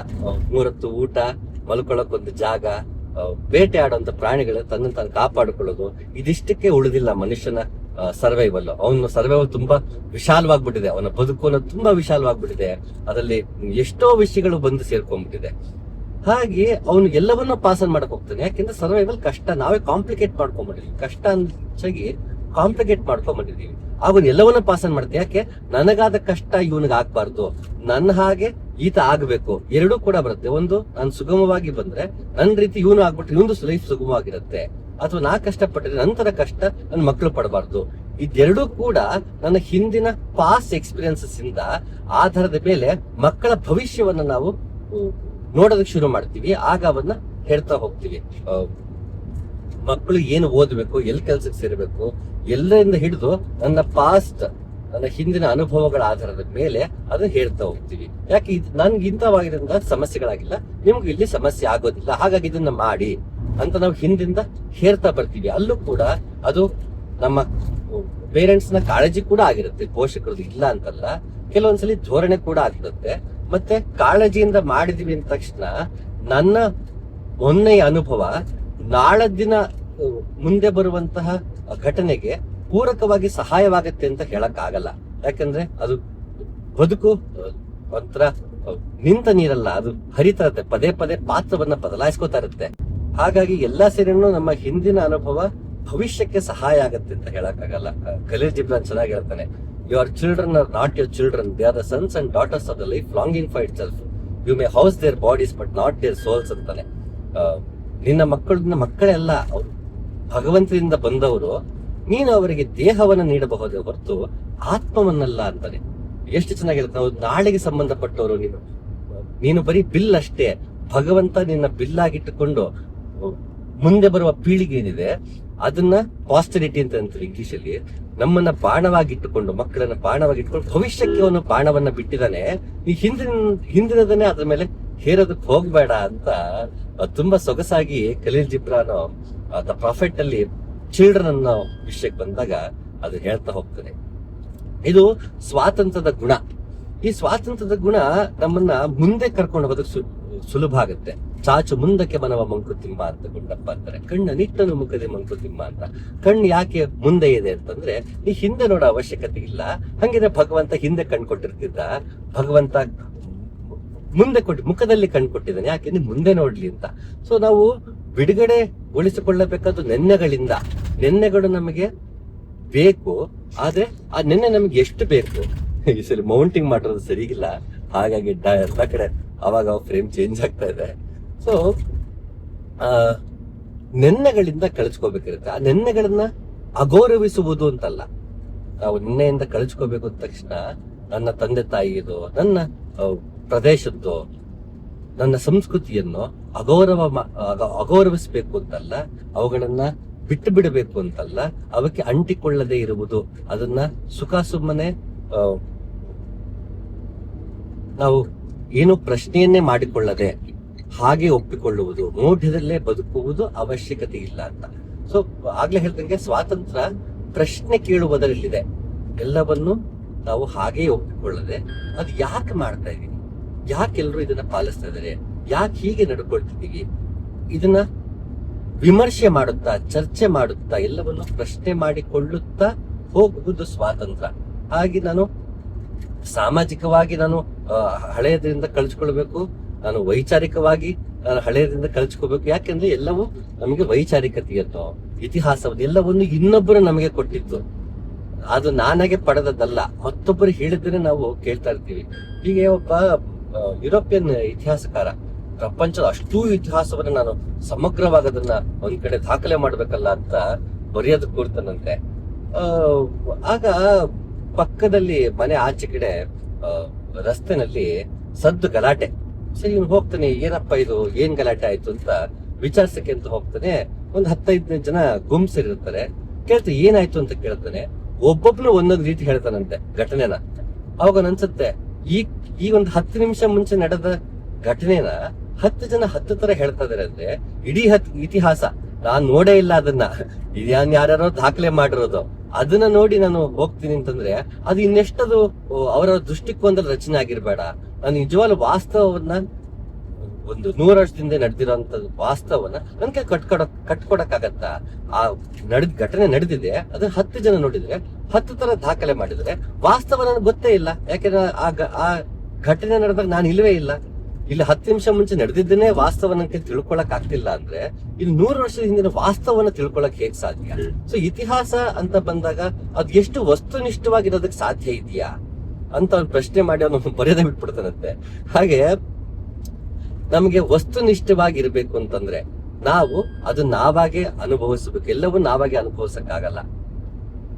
ಆದ್ರೆ ಇನ್ನೊಬ್ಬರ ಅನುಭವ ನಾವು ಕೇಳುವಾಗ, ಇನ್ನೊಬ್ಬರ ಮಾತನ್ನ ಕೇಳುವಾಗ, ಇನ್ನೊಬ್ಬರ ವೈಚಾರಿಕತೆ ನೈತಿಕತೆಯನ್ನ ಕೇಳುವಾಗ ನಮಗ ಅದರ ಅರಿವಿರಬೇಕು. ಇದು ಇನ್ನೊಬ್ಬನ ದೃಷ್ಟಿಕೋನದಿಂದ, ಇನ್ನೊಬ್ಬನ ಸಿದ್ಧಾಂತ ಅಥವಾ ನಿಲುವುಗಳಿಂದ ಅದು ಬಟ್ಟಿ ಇಳಿದು ನನ್ನ ಕಡೆಗೆ ಬರುತ್ತಿರೋದ್ರಿಂದ ನಾನು ಅದನ್ನ ಹೇಗೆ ಸ್ವೀಕರಿಸಬೇಕು ಅನ್ನೋದು ನಮಗೆ ತುಂಬಾ ಮುಖ್ಯ. ಬೆಂಕಿ ಸುಡತ್ತೆ ಅಂದ ತಕ್ಷಣ ಮನುಷ್ಯ ಬಳಸೋದನ್ನ ಬಿಟ್ಟಿಲ್ಲ, ಆತ ಬಳಸ್ತಾ ಇದ್ದಾನೆ. ಅದನ್ನ ಹೇಗೆ ಕಂಟ್ರೋಲ್ ಮಾಡಬೇಕು, ಅದರಿಂದ ನನ್ಗೆ ಎಷ್ಟು ದೂರ ಇದ್ರೆ ನನಗೆ ಬೆಂಕಿ ಹಾನಿ ಮಾಡೋದಿಲ್ಲ, ಅದನ್ನ ಎಷ್ಟು ಉರಿ ಇಟ್ಕೊಂಡ್ರೆ ನನಗೆ ಅದು ಹಾನಿ ಮಾಡಲ್ಲ ಅಂತ ಗೊತ್ತಿರೋದಕ್ಕೆ ಬೆಂಕಿ ನಾವು ದೇವರ ಮನೇಲಿ ಇಟ್ಕೊಂಡಿದೀವಿ, ಅಡಿಗೆ ಮನೇಲಿ ಇಟ್ಕೊಂಡಿದೀವಿ. ಸೊ ನಮಗೆ ಗೊತ್ತು, ಅದರ ವಾಸ್ತವ ಗೊತ್ತು, ಅದರ ಸ್ವಭಾವ ನಮ್ಗೆ ಗೊತ್ತು. ಬೆಂಕಿಯ ಸ್ವಭಾವ ನಮ್ಗೆ ಗೊತ್ತಿರೋದಕ್ಕೆ ಅದನ್ನ ತಿರಸ್ಕರಿಸಿಲ್ಲ, ಜೊತೆಗೆ ಇದೆ. ನಾಗರಿಕತೆಯಲ್ಲಿ ಆಗಿಂದನ ಬೆಂಕಿ ಜೊತೆಗೆ ನಾವು ಬಂದಿದೀವಿ. ಆದ್ರೆ ಅದನ್ನ ಹೇಗೆ ಬೆಳೆಸ್ಬೇಕು, ಎಷ್ಟು ಬೆಳೆಸ್ಬೇಕು ಅನ್ನೋ ಅರಿವು ನಮ್ಗೆ ಇರುವುದಕ್ಕೆ ಆಗಿಂದ ಇಲ್ಲಿಯವರೆಗೂ ನಾವು ಬೆಂಕಿಯನ್ನ ಬಳಸ್ತಾ ಬಂದಿದ್ದೀವಿ. ಹಾಗೆ ಯಾವುದೇ ವಿಷಯಗಳಾಗ್ಲಿ ಅದು ನನಗೆ ಬಳಕೆಯಲ್ಲಿ ನನಗೆ ನನ್ನ ಕುಟುಂಬಕ್ಕೆ, ಸಮಾಜಕ್ಕೆ, ಯಾವುದಕ್ಕೆ ಆದ್ರೂ ಹಾನಿಯಾಗದಂತೆ ಇದನ್ನ ನಾನು ಬಳಸಿಕೊಳ್ಳುವುದು ಹೇಗೆ ಅಂತ ಗೊತ್ತಿದ್ದಾಗ ನನಗೆ ಸ್ವಾತಂತ್ರ್ಯ ಏನಿದೆ ಆ ಸ್ವಾತಂತ್ರ್ಯ ನನಗೆ ಫಲವನ್ನ ನೀಡುತ್ತೆ. ಇಲ್ಲ ಅಂದ್ರೆ ನಾವು ಅನುಕರಣೆ ಮಾಡೋದಕ್ಕೆ ಶುರು ಮಾಡ್ತೀವಿ. ಬೀಚ್ ಚೆನ್ನಾಗಂತಾರೆ, ಅಂದನ ತಿಮ್ಮ ಅಂತ ಬರೀತಾರೆ. ಗುಂಡಪ್ಪರ್ ಮಂಕುತಿಮ್ಮ ಅಂತ ಬರೆದಾಗ ಹಲವಾರು ಜನರಿಂದ ಸ್ಫೂರ್ತಿ ಪಡೆದು ತಮ್ಮ ರೀತಿಯಲ್ಲಿ ಬರೀತಾ ಹೋದ್ರು. ಆ ಅಂದನ ತಿಮ್ಮ ಕೂಡ ಸ್ಫೂರ್ತಿ ಪಡೆದಲ್ಲಿ ಒಂದು ಕೃತಿ, ಗುಂಡಪ್ಪನವರ ಮಂಕುತಿಮ್ಮನ ಕಗ್ಗದಿಂದ ಸ್ಫೂರ್ತಿ ಪಡೆದು ತಾವು ರಚನೆ ಮಾಡಿದ್ದು. ಅದು ಕಾವ್ಯ ಶೈಲಿಯಲ್ಲಿ, ಮತ್ತೊಂದರಲ್ಲಿ ಸ್ಫೂರ್ತಿ ಹೊರತು ವಸ್ತುವಿನಲ್ಲಿ ಅಂತ ಬಂದಾಗ ಅದು ಬೀಚಿಯವರ ಸ್ವಂತ ತಾವು ಕಂಡ ಸತ್ಯ, ತಾವು ಉಂಡಂತಹ ನೋವು, ತಮ್ಮಲ್ಲಿದ್ದಂತಹ ಪ್ರಶ್ನೆ ಮಾಡುವ ಗುಣ, ಹೀಗೆ ಹಲವಾರದಲ್ಲಿ ತಮ್ಮ ಅದೇ ಒಂದು ಸ್ವತಂತ್ರ ವೈಚಾರಿಕತೆಯ ಕಾಣುತ್ತೆ ಅಂದನ ತಿಮ್ಮದಲ್ಲಿ. ಅದು ಚೆನ್ನಾಗಿ ಹೇಳ್ತಾರೆ ಬೀಚಿಯವರು. ಕತ್ತೆ ಮರಿ ಹುಟ್ಟಿದಾಗ ಅದು ಕೂಡ ಮುದ್ದಾಗಿ ಇತ್ತಂತೆ, ಆದ್ರೆ ಅವರ ಅಪ್ಪನ್ನ ಇಮಿಟೇಟ್ ಮಾಡ್ತಾ ತಾನು ಕತ್ತೆ ಆಗ್ಬಿಡುತ್ತಂತೆ. ನಾವೆಲ್ಲರೂ ಹಾಗೆ, ಪ್ರತಿಯೊಬ್ಬನು ಹುಟ್ಟಿದಾಗ ಕುವೆಂಪು ಹೇಳಿದಾಗೆ ವಿಶ್ವಮಾನವನೇ, ಆದ್ರೆ ಅವನ್ನ ಬೆಳಿತಾ ಅವನ್ನ ಅಲ್ಪ ಮಾನವನಾಗಿಸ್ತಾ ಹೋಗ್ತೀವಿ. ನನ್ನಲ್ಲಿ ಮತ್ತೆ ಸ್ವಾತಂತ್ರ್ಯವನ್ನ ಪಡ್ಕೊಂಡು ನಾ ಮತ್ತೆ ವಿಶ್ವಮಾನವನಾಗ್ತಾ ಹೋಗ್ಬೇಕು. ನಾನು ಬೇಲಿಗಳನ್ನ ಕಳ್ಚ್ಕೊಳ್ತಾ ಹೋಗ್ಬೇಕು. ನಾನು ಇಂಥ ಜಾತಿಯವನು, ಇಂಥ ಧರ್ಮದವನು, ಇಂಥ ಭಾಷೆಯವನು, ಇಂಥ ಪ್ರದೇಶದವನು, ಇಂಥ ಸಂಸ್ಕೃತಿಯವನು ಅನ್ನುವ ಕಟ್ಟಳೆಗಳಿಂದ, ಆ ಒಂದು ಚೌಕಟ್ಟಿನಿಂದ ಹೊರಗೆ ಬರುವುದು. ಯಾವುದನ್ನು ಬಿಡಬೇಕು ಅಂತಲ್ಲ, ಅದ್ರ ಒಳಗಿಂದಲೇ ಎಲ್ಲವನ್ನು ನೋಡದೇ ಇರುವುದು ಅಂತ. ಈಗ ನೆನ್ನೆ ವಿನ್ಸೆಂಟ್ ವ್ಯಾಂಗೋ ಪೇಂಟಿಂಗ್ ಬಗ್ಗೆ ಹೇಳ್ತಿರ್ಬೇಕಾದ್ರೆ ಅವನು ಒಂದು ಮನೋರೋಗಕ್ಕೆ ಸಂಬಂಧಪಟ್ಟಂತಹ ಚಿಕಿತ್ಸೆ ನೀಡುವ ಒಂದು ಆಸ್ಪತ್ರೆಯಲ್ಲಿ ಅವನ್ನ ಹಾಕಿರ್ತಾರೆ. ನಾನು ಉದ್ದೇಶಪೂರ್ವಕವಾಗಿ ವಿನ್ಸೆಂಟ್ ವ್ಯಾಂಗೋ ಬಗ್ಗೆ ನಮ್ಮನ್ನ ಮಾತಾಡುವಾಗ ಹುಚ್ಚಾಸ್ಪತ್ರೆ ಅಂತ ಬಳಸ್ತದೆ. ಹುಚ್ಚಾಸ್ಪತ್ರೆ ಅಂತ ಬಳಸಬಾರ್ದು. ಇನ್ಫ್ಯಾಕ್ಟ್ ಅದನ್ನ ಮನೋರೋಗಕ್ಕೆ ಸಂಬಂಧಪಟ್ಟಂತಹ ಚಿಕಿತ್ಸಾಲಯ ಅಂತ ಹೇಳಬೇಕು. ಆದ್ರೆ ನಾನು ಉದ್ದೇಶಪೂರ್ವಕವಾಗಿ ಹುಚ್ಚಾಸ್ಪತ್ರೆ ಅಂತ ಬಳಸಿದೆ. ಯಾಕೆಂದ್ರೆ ನಮಗೆ ಆ ವೈರುಧ್ಯ ಗೊತ್ತಾಗ್ಲಿ ಅಂತಷ್ಟೇ. ಜನ ಎಲ್ಲರೂ ಯಾರು ಹುಚ್ಚ ಅಂತ ಅನ್ಕೋತಿರೋ ಅದು ಒಬ್ಬ ಕಲಾವಿದನನ್ನ ಹುಚ್ಚ ಅಂತ ಹಾಕಿ ಸಮಾಜ ಅವನನ್ನ ಅದ್ರೊಳಗೂ ಕೂಡ ಅವನ ಕಲೆಯನ್ನ ಬಿಟ್ಕೊಡ್ಲಿಲ್ವಲ್ಲ ಅಂತ ಅರಿವಿಗೆ ಬರ್ಲಿ ಅನ್ನೋ ಕಾರಣಕ್ಕೆ ಅದನ್ನ ಬಳಸಿದ ಹೊರತು ಅದು ಸೂಕ್ತ ಪದ ಅಲ್ಲ, ಸೂಕ್ತ ಹೆಸರಲ್ಲ. ಸೊ ಒಂದು ಮನೋರೋಗಕ್ಕೆ ಸಂಬಂಧಪಟ್ಟಂತಹ ಇದರಲ್ಲಿ ಆಸ್ಪತ್ರೆಯಲ್ಲಿ ವಿನ್ಸೆಂಟ್ ವ್ಯಾಂಗೋ ಇದ್ದಾಗ ಅವನ ಕಿಟಕಿಯಿಂದ ರಾತ್ರಿಗಳನ್ನ ನೋಡ್ತಾ ಇದ್ದಾನೆ. ಅದೇ ಆ ಸ್ಟಾರಿ ನೈಟ್ ಪೇಂಟಿಂಗ್ ಏನಿದೆ ಅದನ್ನ ನಾವು ನೋಡಿದಾಗ ಆ ಕಿಟಕಿಗಳಿಗೆ ಕಂಬಿಗಳಿರುತ್ತೆ. ನಮ್ಗೆ ಅಲ್ಲಿ ಕಂಬಿಗಳು ಕಾಣಿಸ್ತಾ ಇಲ್ಲ. ಪೇಂಟಿಂಗ್ ಅಲ್ಲಿ ಕಂಬಿಗಳು ಕಾಣಿಸ್ತಾ ಇಲ್ಲ. ನಾವು ಮನೆ ಒಳಗಿಂದ ಕಿಟಕಿಯಿಂದ ನಾವು ಫೋಟೋ ತೆಗಿತೀವಿ, ವಿಡಿಯೋ ಮಾಡ್ತೀವಿ, ಅಲ್ಲಿ ಮಧ್ಯೆ ಕಂಬಿಗಳು ಗ್ರಿಲ್ಸ್ ಅಂತ ಅಂತೀವಿ, ಅದಕ್ಕೆ ನಮ್ಗೆ ಕಾಣಿಸುತ್ತೆ. ಇವನು ಪೇಂಟ್ ಮಾಡುವಾಗ ಅದನ್ನ ಬರ್ದಿಲ್ಲ. ಯಥಾವತ್ತಾಗಿ ನೋಡ್ತಿರ್ಬೇಕಾದ್ರೆ ಕಂಬಿ ಇದೆ, ಆದ್ರೂ ಕೂಡ ಕಂಬಿನ ಪೇಂಟ್ ಮಾಡಿಲ್ಲ. ಯಾಕೆ? ಅವನು ಅದ್ರ ಆಚೆ ನೋಡ್ತಾ ಇದ್ದಾನೆ. ಅವನನ್ನ ಅಲ್ಲಿ ಸಿಕ್ಕಾಕ್ಸಿದ್ರು ಅವನು ತಂದಲ್ಲಿ ಹಾಕಿ ಅವನ ಗುಣ ಆಗ್ಲಿ ಅಂತ ತಂದು ಹಾಕಿದ್ರು ಅವನು ನೋಡಿದ್ದು ನಮಗೆ ತೋರಿಸ್ತಿರುವುದು ಆ ಕಂಬಿಗಳಿಂದ ಆಚೆಯ ಪ್ರಪಂಚ, ಸ್ವತಂತ್ರವಾದ ದೃಷ್ಟಿಕೋನ, ಸ್ವತಂತ್ರವಾದ ಪ್ರಪಂಚ, ಬಯಲಾಗಿ ಅವನು ತೋರ್ಸೋದಿಕ್ಕೆ ಆತ ಪ್ರಯತ್ನ ಪಟ್ಟದು ಸ್ವಾತಂತ್ರ್ಯ. ಉದಾಹರಣೆಗೆ ಬಳ್ಳಿಗಾವಿ ಹತ್ರ ಅಲ್ಲಮ ಪ್ರಭು ಅವರು ಧ್ಯಾನ ಮಾಡಿದೊಂದು ಜಾಗ ಇದೆ. ಅಲ್ಲಿ ಹೋಗಿದ್ದಾಗ ಅಲ್ಲಿ ಅವರು ಹೆಮ್ಮೆಯಿಂದ ತೋರಿಸೋದು, ನೋಡಿ ಅಲ್ಲಮ ಪ್ರಭು ಧ್ಯಾನ ಮಾಡಿದ ಜಾಗ, ಇದನ್ನ ನಾವು ಗುಡಿ ಮಾಡಿದೀವಿ. ನಾನು ಕೇಳ್ದವ್ರಿಗೆ, ಅಲ್ಲಮ ಎಲ್ಲವನ್ನೂ ಬಯಲು ಅಂತ. ತಾನು ಬಯಲಲ್ಲೇ ಕೂತು ಬಯಲನ್ನ ಕಂಡುಕೊಂಡ. ಆ ಬಯಲಲ್ಲೇ ಕೂತು ಬಯಲನ್ನ ಕಂಡುಕೊಂಡ ಬಯಲಿಗೆ ನೀವು ಗೋಡೆ ಯಾಕೆ ಕಟ್ಟಿದೀರಾ ಅಂತ ಅವರು, ಇದು ನಾವು ಪೂಜೆ ಮಾಡೋ ಜಾಗ ಅಲ್ವಾ, ಮತ್ತೊಂದೆಲ್ಲ ಕಾರಣ ಅವ್ರದ್ದೇ ಅಂತ ಕಾರಣಗಳಿತ್ತು. ಆದ್ರೆ ಒಂದು ಕ್ಷಣ ಅವರು ಯೋಚನೆ ಹೋದಲ್ಲ, ಬಯಲು ಕಂಡ ಬಯಲಿಗೆ ನಾ ಬೇಲಿ ಹಾಕಕ್ ಹೋಗ್ಬಿಟ್ವಲ್ಲ ಅಂತ. ನಮ್ಮ ಸಾಮಾಜಿಕ ಮತ್ತೆ ವೈಚಾರಿಕತೆ, ಸಂಸ್ಕೃತಿಗೆ ಹಲವಾರು ವಿಷಯಕ್ಕೆ ಬಂದಾಗ ನಮಗೆ ಗೊತ್ತಿಲ್ಲದೆ ಬಯಲಿಗೂ ಬೇಲಿ ಹಾಕ್ಬಿಡ್ತೀವಿ. ನಾನು ಬೇಲಿ ಹಾಕ್ಬೇಡಿ ನಾ ಹೇಳಲ್ಲ, ಅದು ಅವರವರ ಇಷ್ಟ. ಆದ್ರೆ ನನಗೆ ಬಯಲಿನ ಕಡೆಗೆ ಗಮನ ಇರಬೇಕು, ಬೇಲಿಯ ಕಡೆಗೆ ಗಮನ ಹೋಗ್ಬಾರ್ದು. ಆಗ ನಾನು ಬಯಲಲ್ಲಿ ನನ್ಗೆ ಆ ಅರಿವಿಲ್ಲ ಅಂದ್ರೆ, ಸ್ವಾತಂತ್ರ್ಯ ಇಲ್ಲ ಅಂದ್ರೆ, ನಾನು ಬಯಲಲ್ಲಿದ್ರು ಬೇಲಿಯಲ್ಲಿದ್ದ ಹಾಗೆ. ವಿನ್ಸೆಂಟ್ ವ್ಯಾಂಗೋ ತರ ಸ್ವತಂತ್ರನಾಗಿದ್ರೆ ಬೇಲಿಯ ಒಳಗಿದ್ದರೂ ಬಯಲಾಗಿದ್ದ ಹಾಗೆ. ಹಾಗೆ ಇಂತಹ ಬಯಲು ನಮ್ಗೆ ಸಿಗಬೇಕು ಅಂದ್ರೆ ನಾನು ಸ್ವತಂತ್ರನಾಗಿರ್ಬೇಕು. ಆ ಸ್ವತಂತ್ರನಾಗಿರ್ಬೇಕು ಅಂದ್ರೆ ಒಂದಷ್ಟನ್ನ ಕಳ್ಚಿಕೊಳ್ಬೇಕು. ಈ ನಮ್ಮ ಮೇಲೆ ಹೇರಲ್ಪಟ್ಟಿರುವಂತಹ, ನಾನು ಎರವಲು ಪಡೆದಿರುವಂತಹ ಇವೆಲ್ಲವೂ ನನಗೆ ಆ ಸಂಕೋಲೆ ಕಿಟಕಿ ಒಳಗಿಂದ ನೋಡೋ ಹಾಗೆ ಮಾಡಿಬಿಡುತ್ತೆ. ಯಾವಾಗ ಅದನ್ನ ಇದರ ಆಚೆ ನೋಡುವುದು ಅಂತ ಗೊತ್ತಾಗತ್ತಾಗ ಸ್ವತಂತ್ರನಾಗ್ತೀನಿ. ನಾನು ಸ್ವತಂತ್ರ ನಾನು ನನ್ನ ರೀತಿಯಲ್ಲೇ ಯೋಚನೆ ಮಾಡುತ್ತೇನೆ. ನನ್ನ ಯೋಚನೆ ಇನ್ನೊಬ್ಬರು ಹೇಳಿದ್ರಿಂದ ಪ್ರಭಾವಕ್ಕೊಳಗಾಗುತ್ತಿಲ್ಲ. ಇನ್ನೊಬ್ಬನ ವೈಚಾರಿಕತೆಯಿಂದ, ಇನ್ನೊಬ್ಬ ಹೇಳಿದ ಇತಿಹಾಸದಿಂದ, ಕಥೆಯಿಂದ, ಇನ್ನೊಬ್ಬನ ಭಾವನೆಗಳಿಂದ, ಇನ್ನೊಬ್ಬ ನಡವಳಿಕೆಯ ಆಧಾರದ ಮೇಲೆ ನನ್ನ ಭಾವನೆ, ನನ್ನ ಕರ್ಮ, ನನ್ನ ವೈಚಾರಿಕತೆ ಪ್ರಭಾವಕ್ಕೆ ಒಳಗಾಗುತ್ತಿಲ್ಲ. ನಾನು ನನ್ನ ವೈಚಾರಿಕತೆಯ ಆಧಾರದ ಮೇಲೆ ನಾನು ನನ್ನ ಕರ್ಮಗಳನ್ನ ಮಾಡ್ತೀನಿ. ನಾನು ಸಮಾಜದಲ್ಲಿ ಒಡನಾಟಕ್ಕೆ ತೊಡಗಿಸ್ಕೊಳ್ತೀನಿ ಹೊರತು ನೀನು ಹೇಗ್ ಬಿಹೇವ್ ಮಾಡೋದು ನಾನು ಹಾಗೆ ಬಿಹೇವ್ ಮಾಡ್ತೀನಿ. ಎದುರಿಗಿರುವ ಪ್ರಪಂಚದ ವ್ಯವಹಾರದ ಆಧಾರದ ಮೇಲೆ ನನ್ನ ಭಾವನೆಗಳು, ನನ್ನ ವ್ಯವಹಾರ ನಿರ್ಧಾರವಾಗುವುದಿಲ್ಲ. ನಾನು ನನ್ನ ರೀತಿಯಲ್ಲೇ ನನಗೆ ತೋಚಿದಂತೆ, ಅಂದ್ರೆ ನನ್ನ ವಿವೇಕ ಏನು ಹೇಳುತ್ತೋ ಅದರ ಆಧಾರದ ಮೇಲೆ ನನ್ನ ಯೋಚನೆ, ಅದರ ಆಧಾರದ ಮೇಲೆ ನನ್ನ ಕರ್ಮಗಳು ಅನ್ನುವುದು ಸ್ವಾತಂತ್ರ್ಯ. ಈ ಸ್ವಾತಂತ್ರ್ಯ ನಮ್ಮದೇ ಮಾಡಿಕೊಂಡಿರೋ ಚೌಕಟ್ಟಿಂದ ಹೊರಗಾಗ್ಬಿಡುತ್ತೆ. ಆಗ ಪ್ರಪಂಚಕ್ಕೆ ಅಂತಹ ಸ್ವತಂತ್ರ ಚಿಂತಕರನ್ನ ನೋಡಿದಾಗ ಭಯ ಆಗುತ್ತೆ. ಯಾಕೆಂದ್ರೆ ಅದು ಅವರ ಬೇಲಿಯೊಳಗಿಲ್ಲ. ಆ ಬಯಲು ಆ ಬೇಲಿಯೊಳಗೆ ಉಳಿಯೋದಿಲ್ಲ, ಅದು ಹೊರಗೆ ಬಂದ್ಬಿಡುತ್ತೆ. ಆಗ ಅವನ್ನ ಅರ್ಥ ಮಾಡ್ಕೊಳ್ಳೋಕೆ ಕಷ್ಟ ಆಗತ್ತೆ. ಆಗ ಏನ್ ಮಾಡುತ್ತದು, ಇಲ್ಲ ನೀವು ವಾಪಸ್ ಬೇಲಿಗೆ ಬಾ ಅಂತ ಹೇಳಿ ಅವನ್ನ ಶಿಲುಬೆಗೆ ಇರಿಸುತ್ತೆ. ಸಾಕ್ರೆಟಿಸ್ ವಿಷ ಕೊಡುತ್ತೆ. ಬಸವಣ್ಣನವರ ಚಳವಳಿಯನ್ನ ದಮನಿಸ್ಬಿಡುತ್ತೆ. ಹೀಗೆ ಆಗ್ತಾ ಹೋಗುತ್ತೆ. ಪ್ರತಿಯೊಂದು ಹಂತದಲ್ಲೂ ಅದು ಆಗ್ತಾ ಹೋಗುತ್ತೆ. ಇದು ಸಾಮಾಜಿಕ, ವೈಚಾರಿಕ ಮತ್ತು ನೈತಿಕ ಸ್ವಾತಂತ್ರ್ಯವಾದ್ರೆ ಇದನ್ನ ಒಂದು ಅಧ್ಯಾತ್ಮಕ್ಕೂ ಇದು ಅಪ್ಲೈ ಆಗುತ್ತೆ. ಯಾಕೆ ಇದನ್ನ ಹೇಳ್ತೀನಿ ಅಂತಂದ್ರೆ, ಅಧ್ಯಾತ್ಮ ಅಂತ ಬಂದ ತಕ್ಷಣ ಮತ್ತೆ ಸಂಬಂಧಪಟ್ಟಂಗೆ ಇನ್ನೊಂದಷ್ಟು ಜನ ಹೇಳಿದ್ದೆ ನಮ್ಮ ತಲೆ ಬರುತ್ತೆ. ಸಾಮಾನ್ಯ ವೈಯಕ್ತಿಕವಾಗಿ ಆದಂತಹ ನೋವು, ನಷ್ಟ, ಹಾನಿ, ಹತಾಶೆಗಳು, ಇದರಿಂದ ಪಾರಾಗಬೇಕು ಅಂತಲೂ ಕೂಡ ಕೆಲವೊಮ್ಮೆ ಅಧ್ಯಾತ್ಮಕ್ಕೆ ಬರೋದುಂಟು, ಧ್ಯಾನ ಅಂತ ಬರೋದುಂಟು. ಅದು ತಪ್ಪು ಅಂತ ಹೇಳಲ್ಲ, ನಾನಾ ಕಾರಣಗಳಿಗೂ ಅಧ್ಯಾತ್ಮಕ್ಕೆ ಬರಬಹುದು. ಆದರೆ ಬರುವಾಗ ನಾನು ವೈಯಕ್ತಿಕವಾಗಿ ಹತಾಶೆಗೊಳಗಾಗಿದ್ದಾಗ ನಾನು ಅಧ್ಯಾತ್ಮಕ್ಕೆ ಬಂದಾಗ ವೈಯಕ್ತಿಕವಾಗಿ ಗೊಂದಲಗಳಿಗೆ ಮೊದಲ ಪ್ರಶ್ನೆ ಕೇಳ್ತಾ ಹೋಗ್ತೀನಿ. ಅದಾದ ನಂತರ ವೈಯಕ್ತಿಕವಾಗಿದ್ದಂತಹ ಪ್ರಶ್ನೆಗಳನ್ನ ದಾಟಿ ನಾನು ಸಮಾಜಮುಖಿಯಾಗಿ ನಾನು ಮಾರ್ಪಾಡಾಗಬೇಕು. ಅದಾಗದೇ ಇದ್ದರೆ ಅಧ್ಯಾತ್ಮದಲ್ಲಿ ಮುಂದುವರಿಕೆ ಇರಲ್ಲ. ನಾನು ವೈಯಕ್ತಿಕ ಸಮಾಧಾನ ಸಿಕ್ತೋ ಅಲ್ಲಿ ಮುಗಿದೈತೆ, ಮತ್ತೆ ಸೆಲ್ಫ್ ಸೆಂಟರ್ಡ್ ಆಗಿ ಉಳಿದು ಬಿಡ್ತೀವಿ. ಮತ್ತೆ ನಾನು ಇಷ್ಟು ದಿನ ಯೂಟ್ಯೂಬ್ ಅಲ್ಲಿ ನೋಡಿರ್ಬೋದು, ಪುಸ್ತಕ ಓದಿರ್ಬೋದು, ಬೇರೆ ಬೇರೆ ಗುರುವಾಣಿಗಳನ್ನ ಕೇಳಿರ್ಬೋದು, ಇವುಗಳನ್ನ ಇಟ್ಕೊಂಡು ಗುರುವನ್ನ ಸಂಪರ್ಕಿಸಿದಾಗ, ಇದನ್ನ ಇಟ್ಕೊಂಡು ನಾನು ಯೋಗ ಮಾರ್ಗ ನಡೀತೀನಿ ಅಂದಾಗ, ಇದನ್ನ ಇಟ್ಕೊಂಡು ನಾನು ಧ್ಯಾನಕ್ಕೆ ಬರ್ತೀನಿ ಅಂದಾಗ ಅದಷ್ಟು ನನ್ನ ಆ ಪ್ರಾಸೆಸ್ ಮೇಲೆ ಪರಿಣಾಮ ಬೀರ್ತಾ ಹೋಗುತ್ತೆ. ನಾನು ಅಧ್ಯಾತ್ಮ ಏನೋ ಅನ್ಕೊಂಡಿದ್ದೆ ಅದು ಇನ್ನೇನೋ ಇದೆ ಅಂತ ಅನ್ಸ್ಬೋದು, ಅಥವಾ ನಾನು ಏನ್ ಅನ್ಕೊಂಡಿದ್ದೀನೋ ಅಂತದ್ದೇ ಅಧ್ಯಾತ್ಮ ಮಾರ್ಗವನ್ನು ಹುಡ್ಕೊಂಡು ಹೋಗ್ಬಿಡ್ಬೋದು. ನಿಜವಾಗ್ಲೂ ಅಧ್ಯಾತ್ಮ ಏನು ಅಂತ ನನ್ಗೆ ಯೋಚನೆ ಮಾಡಕ್ ಹೋಗಲ್ಲ. ಮತ್ತಷ್ಟು ಗ್ರಂಥಗಳ ಸಹಾಯದಿಂದನೋ ಮತ್ತೊಬ್ಬರ ಮಾತಿನ ಸಹಾಯದಿಂದನೋ ನಾನು ಅಧ್ಯಾತ್ಮವನ್ನು ಅರ್ಥ ಮಾಡ್ಕೊಳ್ಳೋಕೆ ಪ್ರಯತ್ನ ಪಡ್ತೀನಿ. ನಿಜವಾಗ್ಲೂ ಅಧ್ಯಾತ್ಮ ಏನಿದೆ ಅದನ್ನ ನಾನು ಅನ್ವೇಷಣೆ ಮಾಡೋದಕ್ಕೆ ಹೋಗಲ್ಲ. ಬದುಕನ್ನ ಮತ್ತೆ ಅಧ್ಯಾತ್ಮವನ್ನ ನಾನು ಅನ್ವೇಷಣೆ ಮಾಡುವುದು ಕುಂಠಿತವಾಗತ್ತೆ, ಅಥವಾ ಅದು ಅನ್ವೇಷಣೆ ಶುರು ಆಗೋದಿಕ್ಕೆ ಸಾಧ್ಯವಾಗಲ್ಲ. ಯಾಕೆಂದ್ರೆ ನನ್ನ ಮೇಲೆ ಹೇರಿಕೆಗಳಿದೆ, ಅದರಿಂದ ನನ್ನ ಸ್ವತಂತ್ರನೇ ಆಗಿಲ್ಲ. ಅದರ ಒಳಗಡೆ ನಾನು ಬಂದಿಯಾಗಿದ್ದೇನೆ. ಹಾಗೆ ನಾನು ಸ್ವತಂತ್ರನಾಗಿಲ್ಲ.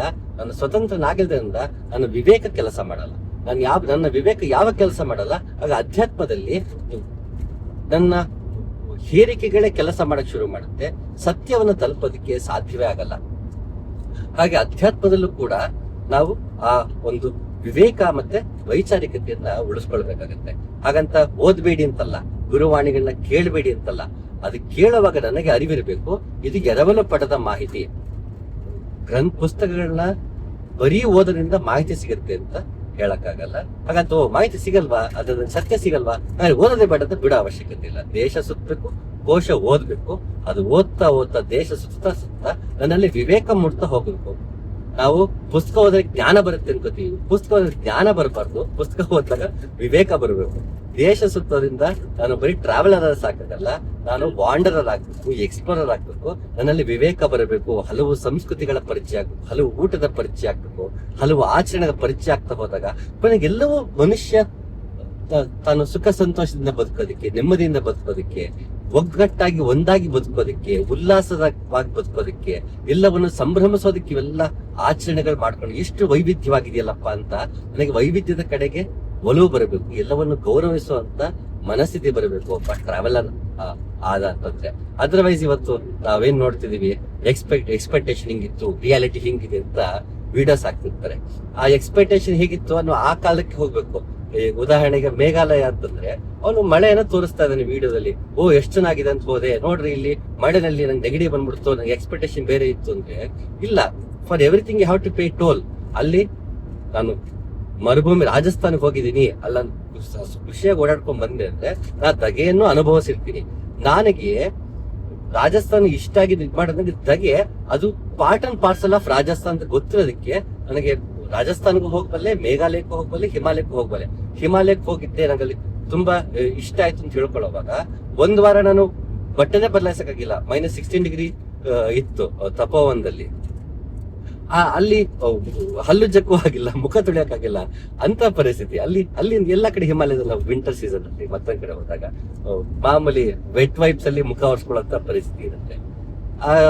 ತಪೋವನ ಅಷ್ಟು ಚೆನ್ನಾಗಿದೆ ಅಂತ ಹೋದೆ, ನೋಡ್ರಿ ಏನಪ್ಪ ಅದು ಅಷ್ಟು ಚೆನ್ನಾಗಿದೆ ಅಂತ ನಂಗೆ ಇಷ್ಟು ಕಷ್ಟ ಆಯ್ತು, ಹೋದಂಗೆ ಜ್ವರ ಬಂದ್ಬಿಡ್ತು, ನಂಗೆ ನಡೆಯಕ್ಕಾಗಿಲ್ಲ, ಎಕ್ಸ್ಪೆಕ್ಟೇಷನ್ ಬೇರೆ ರಿಯಾಲಿಟಿ ಬೇರೆ ಅನ್ನಕ್ಕಾಗಲ್ಲ. ಸೊ ಹೇಳುವಾಗ ನಾವು ಕೂಡ ಅದು ಒಂದು ಪ್ರದೇಶವನ್ನಾಗ್ಲಿ, ವ್ಯಕ್ತಿಯನ್ನಾಗ್ಲಿ, ವಸ್ತುವನ್ನಾಗ್ಲಿ ಅನುಭವಕ್ಕೆ ಬಂದಂತೆ ಅದನ್ನ ಹೇಳುವಾಗ ಯಾವ್ದನ್ನ ಹಂಚ್ಕೋಬೇಕು ಅನ್ಸುತ್ತೋ ಅದನ್ನ ಮಾತ್ರ ಹಂಚ್ಕೊಂಡಿರ್ತೀವಿ. ಮಿಕ್ಕಿದ್ ಹಂಚ್ಕೊಂಡಿರಲ್ಲ ಅಂತ ತಕ್ಷಣ ನಡೆದೇ ಇರಲ್ಲ ಅಂತಲ್ಲ. ಸೊ ನಾನು ಹೇಳಿದ ಮಾತಿಗಷ್ಟೇ ಸಿಲುಕಿಕೊಂಡರೆ ನನಗೇನಾಗತ್ತೆ, ವಾಸ್ತವದಿಂದ ದೂರ ಆಗ್ಬಿಡ್ತೀನಿ. ನನ್ನ ಬುದ್ಧಿ ಅವಾಗ ಸ್ವತಂತ್ರವಾಗಿ ನನ್ನ ವಿವೇಕ ಕೆಲಸ ಮಾಡಲ್ಲ. ಆಗೇನಾಗತ್ತೆ, ನಾನೇನೋ ಅನ್ಕೊಂಡಿದ್ದೆ, ಅಲ್ಲ ಹೋದಾಗ ಅದು ಇನ್ನೇಗೋ ಇತ್ತು, ಅದು ಇನ್ನೇಗೋ ಇಲ್ಲ, ಅದು ಹೇಗಿದೆಯೋ ಹಾಗೆ ಇದೆ. ಒಬ್ಬ ವ್ಯಕ್ತಿ ನೋಡ್ಕೊಂಡು ಬಂದಾಗ ಅವನ ಅನುಭವವನ್ನ ವ್ಯಕ್ತಪಡಿಸ್ತದೇನೆ. ನನಗದ ಅರಿವಿರ್ಬೇಕು, ವಿವೇಕ ಇರಬೇಕು. ಯಾರೇ ಏನೇ ಹೇಳುದು ಅವರ ಅನುಭವ, ಅವರ ದೃಷ್ಟಿಕೋನ, ಅವರ ಪೂರ್ವಗ್ರಹ ಪೀಡಿತ ದೃಷ್ಟಿಯಿಂದ ಹೇಳ್ತಿದ್ದಾರೆ. ನನಗೂ ಒಂದು ಪೂರ್ವಗ್ರಹ ಪೀಡಿತ ದೃಷ್ಟಿ ಇದೆ, ನನ್ನದೇ ಒಂದು ನಿಲುವುಗಳಿದೆ. ಹಾಗಾಗಿ ಅವರು ಹೇಳುತ್ತಿರುವುದು, ನಾನು ಅರ್ಥ ಮಾಡಿಕೊಳ್ಳುತ್ತಿರುವುದು, ಇದರಲ್ಲಿ ವ್ಯತ್ಯಾಸವಿದೆ. ಬಟ್ಟಿ ಇಳಿತಾ ಇದೆ, ಚೈನೀಸ್ ವಿಸ್ಪರ್ ಅಂತಾರೆ. ಅಂದ್ರೆ ಒಬ್ಬ ಹೋಗಿ ಒಬ್ಬನ ಕಿವಿಲ್ ಹೇಳ್ತಾನೆ, ಅದೇ ವಿಷಯ ಮತ್ತೊಬ್ಬ ಹೋಗಿ ಇನ್ನೊಬ್ಬನ ಕಿವಿಲ್ ಹೇಳ್ತಾನೆ. ಹೀಗೆ 10 ಜನಕ್ಕೆ ಹೋಗೋಷ್ಟಕ್ಕೆ ಮೊದಲಿಗೆ ಏನ್ ಹೇಳಿದ್ದ 10 ಏನ್ ಕೇಳಿಸ್ಕೊಂಡ ತುಂಬಾ ವ್ಯತ್ಯಾಸ ಆಗಿರುತ್ತೆ. ಚೈನೀಸ್ ವಿಸ್ಪರ್ ಅಂತಾರಲ್ಲ, ಹಾಗೆ ಯೋಗ ಮಾರ್ಗ ಇರ್ಬೋದು, ಧ್ಯಾನ ಇರ್ಬೋದು, ಗುರುವಾಣಿ ಇರ್ಬೋದು, ಇದೆಲ್ಲ ಒಬ್ಬ ಗುರು ಹೇಳಿರ್ತಾನೆ, ಪರಹಂಸ ಹೇಳಿದ್ರೆ ಪರಹಂಸ ಮಾತು ಕೇಳ್ಕೊಂಡು ಇನ್ನೊಬ್ಬ ಹೇಳ್ತಾನೆ, ಅದಕ್ಕೆ ಇನ್ನೊಬ್ಬ ಹೇಳ್ತಾನೆ. ಈಗ ನಾನ್ ಪರಹಂಸ ಬಗ್ಗೆ ಹೇಳ್ತೀನಿ ಅಂದ್ರೆ ನೇರ ಪರಹಂಸ ನನಗೆ ಹೇಳಿದ್ದಲ್ಲ, ಪರಹಂಸ ಹೇಳಿ ಇನ್ಯಾರೋ ದಾಖಲೆ ಮಾಡ್ತಾರೆ. ಅದ್ರ ಬಗ್ಗೆ ಇನ್ಯಾರೋ ಬೆಂಗಾಲಿಯಿಂದ ಕನ್ನಡಕ್ಕೆ ಅನುವಾದ ಮಾಡ್ತಾರೆ, ಅಥವಾ ಬೆಂಗಾಲಿಯಿಂದ ಇಂಗ್ಲಿಷ್ ಅನುವಾದ ಆಗಿರುತ್ತೆ, ಇಂಗ್ಲಿಷ್ ಇಂದ ಕನ್ನಡಕ್ಕೆ ಅನುವಾದ ಮಾಡ್ತೀವಿ.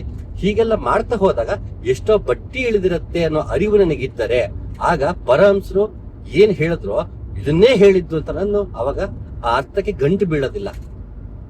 ಪರಹಂಸರ ಮಾತನ್ನ ನಾನು ಅನ್ವೇಷಣೆ ಮಾಡಕ್ ಶುರು ಮಾಡ್ತೀನಿ, ರಮಣ ಮಹರ್ಷಿ ಮಾತನ್ನ ಅನ್ವೇಷಣೆ ಮಾಡಕ್ ಶುರು ಮಾಡ್ತೀನಿ. ಆಗ ನನಗೆ ಸ್ವಾತಂತ್ರ್ಯ ಇದೆ.